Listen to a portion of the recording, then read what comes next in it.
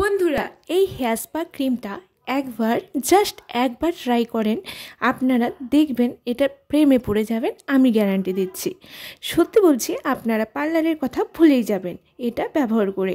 পার্লারে গিয়ে এত টাকা খরচ করে স্পা করানো, তার উপর বিভিন্ন ক্রিমের কেমিক্যাল আমাদের চুলকে কিন্তু একদম ড্যামেজ করে দেয় এবং বারবার পার্লারে দৌড়ানো সময় হয়ে ওঠে না।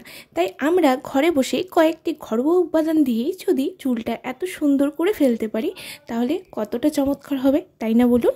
নমস্কার বন্ধুরা, আমার চ্যানেলে সবাইকে স্বাগত জানাই। আজকে আমি আবারও অনেকের রিকোয়েস্টে এত ভালো একটি স্পা ক্রিম রেমেডি শেয়ার করব, যা আপনাদের হেয়ারকে সিল্কি স্মুথ করে দেবে।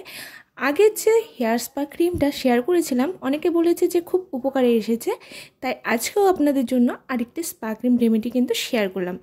আজকের ভিডিও যদি ভালো লাগে অবশ্যই লাইক শেয়ার করে দেবেন এবং নতুন হলে কিন্তু সাবস্ক্রাইব করতে কিন্তু ভুলবেন না। চলুন দেখে নিই প্রসেসটা কী কী লাগছে এই স্পা ক্রিম তৈরি করতে। প্রথমে নিয়ে নিয়েছি টক দই।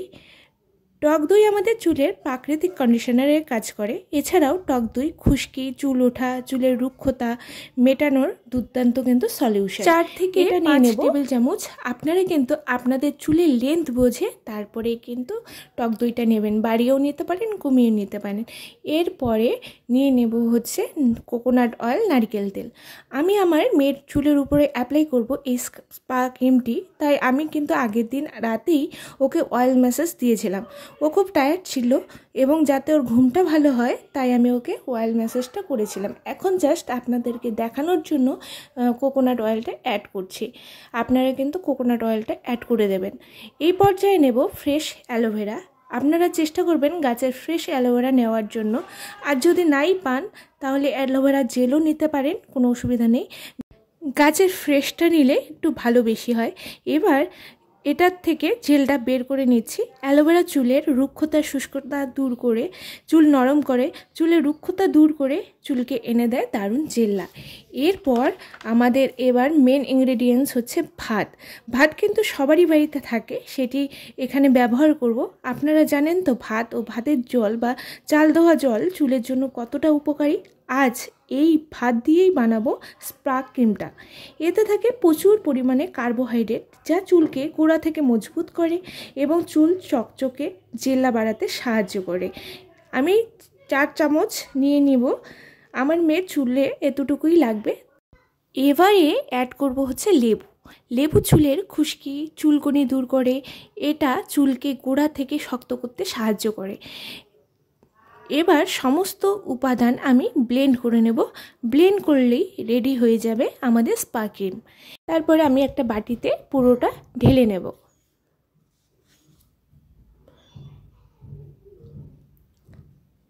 ভালো করে পেস্ট করবেন যাতে কোনো দানা দানা না থাকে। এরপর আমি ঢেলে নিয়েছি। এখন অ্যাড করব হচ্ছে মধু, হানি চুলের রুক্ষতা দূর করে, চুলকে সুস্থ ও মজবুত করে, চুলের উজ্জ্বলতা বাড়াতে সাহায্য করে। এরপর সমস্ত উপাদানের মধ্যে এই মধুটাকে মিশিয়ে নেব ভালো করে মিশিয়ে নিলেই রেডি কিন্তু আমাদের স্পা ক্রিম। এবার আমার মেয়ের চুলে আমি অ্যাপ্লাই করব। আজকে কিন্তু আমার চুলের উপর ট্রাই করছি না, হচ্ছে আমার মেয়ের চুলের উপর অ্যাপ্লাই করে দেখাচ্ছি। এবার চুলটাকে ভালো করে আছড়ে নেব, আছড়ে নিয়ে জটটা ছাড়িয়ে নেব। এবার চুলটাকে সেকশন করে নেব। তারপর আস্তে আস্তে সামান্য করে চুল নেব, আগা থেকে গোড়া পর্যন্ত হালকা হালকা করে টেনে টেনে লাগিয়ে দেব ভালো করে। আসলে ওর স্কুল থাকার কারণে ঠিক সারা সপ্তাহ চুলের যত্ন সেভাবে নেওয়া হয় না, তাই ছুটির দিনে এই ক্রিমটা বাড়িতে বানিয়ে চুলে লাগানোর চেষ্টা করি। এটা লাগানোর ফলে কি হয়, ওর চুলটা যে রাফ হয়ে যায়, ডাল হয়ে যায়, ফ্রিজিনেস চলে আসে, প্রচণ্ড রুক্ষ শুষ্ক হয়ে থাকে না যত্ন নেওয়ার কারণে, সেটা কিন্তু একদম চলে আসে স্মুথনেস, সিল্কিনেস একদম চুলে চলে আসে। এটা এত ভালো একটি স্পা ক্রিম। ক্রিমটা কিন্তু চুল স্ট্রেট করতেও অনেকটা সাহায্য করে। আমি এটা লাগানোর পরে অনেকেই কিন্তু আমার জিজ্ঞেস করে যে আমি ওর চুল স্ট্রেটনিং করিয়েছি কিনা। আসলে এতটুকু বাচ্চাকে তো স্ট্রেট করা যায় না। আসলে আমরা যদি ঘরোয়া কিছু টিপস মেনটেন করি তাহলে কিন্তু পার্লারের মতনই হেয়ার ট্রিটমেন্ট আমরা বাড়িতে বসেই করতে পারি এবং চুলটাকে কোনো ক্ষতি ছাড়াই চুলটাকে ভালো রাখতে পারি। আমি ওর চুলে ঘরোয়া উপাদানগুলো লাগিয়েই চেষ্টা করি চুলটাকে হেলদি রাখার।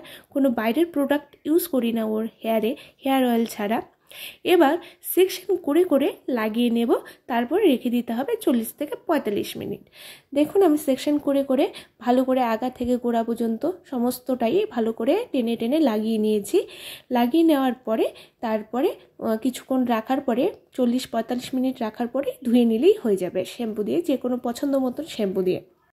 এই স্পা ক্রিমটা যেহেতু ন্যাচারাল উপাদান দিয়ে বানানো, ঘরোয়া উপাদান দিয়ে বানানো, তাই এটা কিন্তু ছোট বড় ছেলে মেয়ে উভয়ই দিতে পারে, বাট একদম ছোট বাচ্চা তাদের না দেওয়াই ভালো, দেবেন না। আমার মেয়ে বড় এবং লম্বা চুল, তাই আমি আজ ওর উপরেই ট্রাই করেছি, আমি নিজে লাগাইনি। এবার শ্যাম্পু দিয়ে ওয়াশ করে নেব, ওয়াশ করে একদম ড্রাই করে নিয়ে তারপর হয়েছে। চুলে কোনো ঝট নেই, একদম পার্লারের হেয়ার স্পা করলে যেমন তেমনই ঘরে ন্যাচারাল উপাদান দিয়ে করেও এত সুন্দর রেজাল্ট। তাহলে দেরি কেন, আজ থেকে ট্রাই করুন আজকে এই রেমেডি। এটা সপ্তাহে একবার হলেও করবেন, দেখবেন আপনার চুল কতটা স্মুথ হয়েছে, সিল্কিনেস চলে এসেছে এবং শাইন দিচ্ছে চুলে। দেখুন দেখতেই পাচ্ছেন, এটা আমার হেনা দেওয়ার কারণে চুলটাকে একটু লালচে লালচে ভাব আছে, ওকে হেনা দেই তার জন্য চুলে একটু লাল লাল ভাব আছে। স্পা ক্রিমটা লাগানোর পরেও কিন্তু এরকম জেল্লাই দেবে আপনাদের চুলে। ড্যান্ড্রফ, ফ্রিজিনেস, ডালনেস সমস্তটাকে টাটা বাই বাই করে চুলকে একদম সতেজ করে তুলবে এই স্পা ক্রিমটা। দেরি না করে আজ থেকে ট্রাই করা শুরু করে দিন এবং আপনাদের রেজাল্টটা আমাকে কেমন হলো সেটা কিন্তু আমাকে কমেন্ট বক্সে জানাতে ভুলবেন না। ভালো থাকবেন, সুস্থ থাকবেন, দেখা হবে নেক্সট কোনো আপনাদের পছন্দ মতো রেমেডি নিয়ে। নমস্কার।